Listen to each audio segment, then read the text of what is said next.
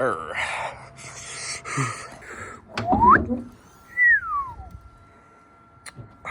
Beautiful LS engine. All right, so today we're going to be changing out these spark plugs and these spark plug wires in dire efforts to try and fix that exhaust pop gurgle. I don't know. There's still like a slight miss in the engine.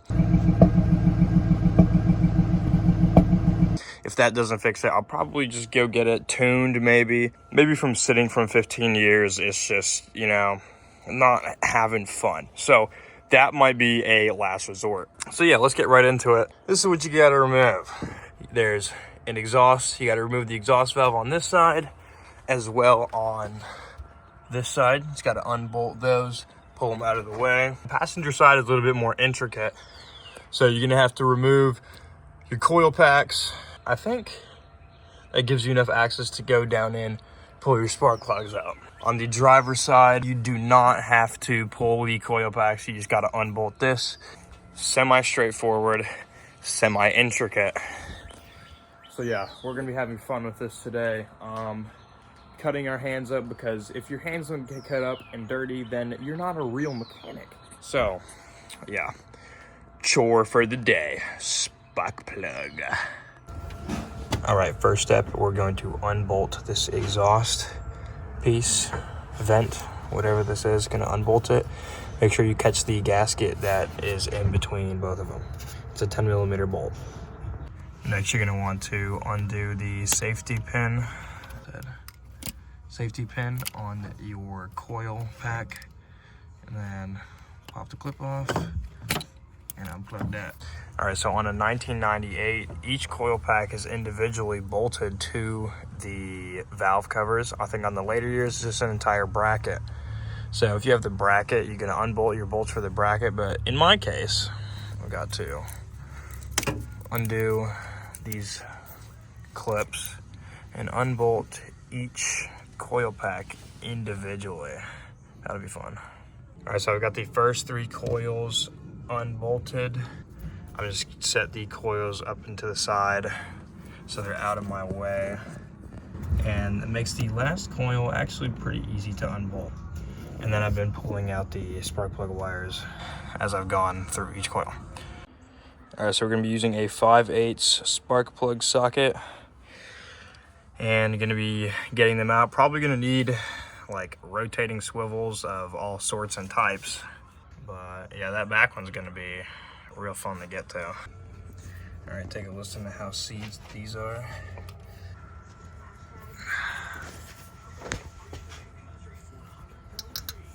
Yep.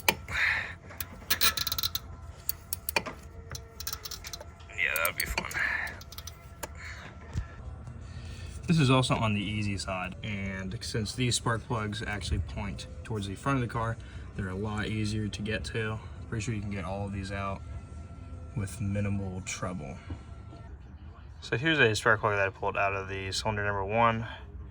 Something I noticed was the that. So it was probably sitting down in the engine like that. I mean, that's not very right.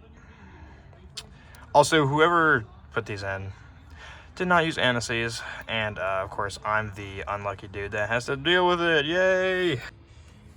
We move back to the hard side. Just by the sound of that. Oh, now it's easy. Still not loose enough to get it by hand though, which is very unfortunate. All right, so I wanted to document how hard these are on here.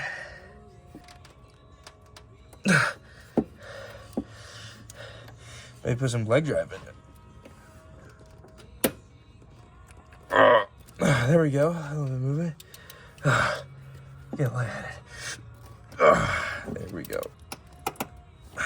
Man, it isn't even. See, and my worst fear is these things being in there so freaking tight that one of them's gonna break inside the block. That'll be a fun video. Note to self: always use anti-seize on your spark plugs. All right, so unfortunately for me, I had to call underneath the car. Basically, I've got the ratchet on this side of the exhaust.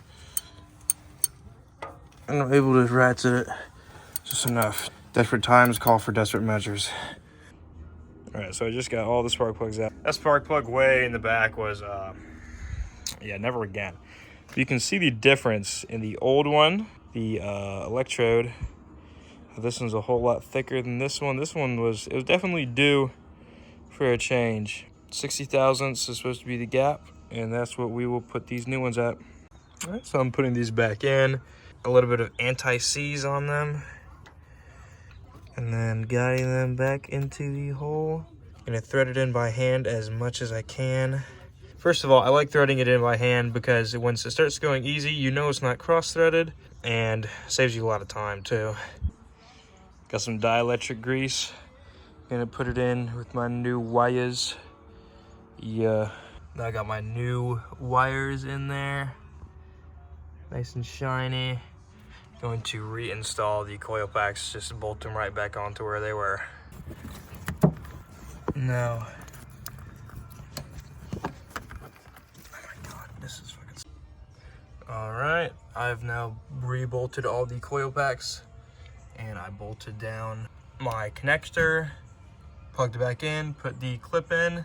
Make sure to re-clip your wires back onto your coil pack clips.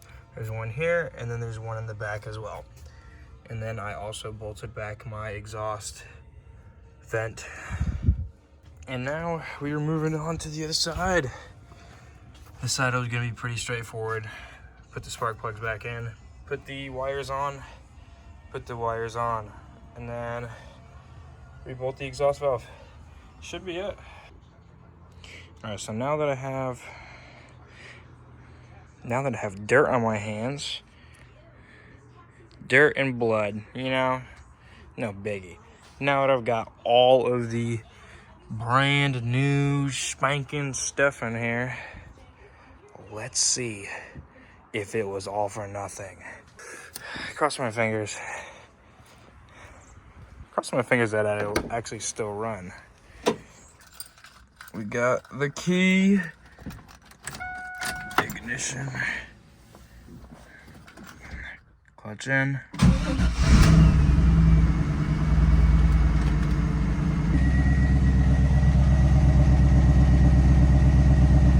It sounds a lot better.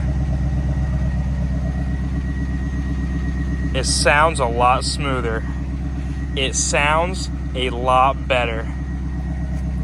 Let's walk up to the front.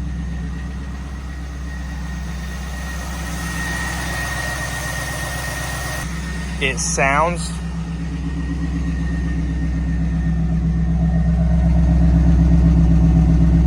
a lot smoother. There's no pop. There's no gurgle. Well, a gurgle could be nice. But there's no popping from the exhaust, which means my unburned fuel problem I have fixed. Let me tell you, that is something I do not want to do again. Not the funnest of projects. I think I would rather take a transmission out. But yeah, that's how you change all your stuff. While I'm here, I'm going to clean the MAF sensor and my throttle body, just wipe up some extra gunk, because I know throttle body was sticking a little bit, so we'll see if there's any gunk just around the edge, and then clean out the MAF sensor just cause. So yeah, let's do that real quick. So you're gonna want to loosen this, get that loose, pop open your air box, and kind of just pull this off. Look at that, a brand new air filter because I put that in earlier. And now you're gonna need to pull these clips. You wanna get another pair of pliers. You just wanna pull or pry this part out like that.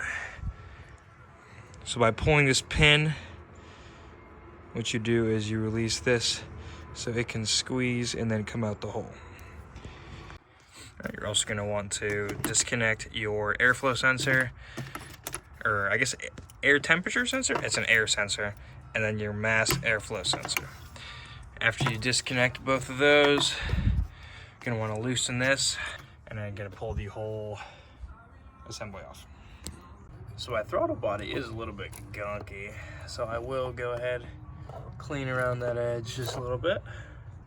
I've got my throttle body cleaned out. Now I'm going to put my assembly back together. All right, well, I would say that the spark plug and injectors really did help out the car. So we're gonna celebrate with a rev video, because why not? You know, as everyone loves one.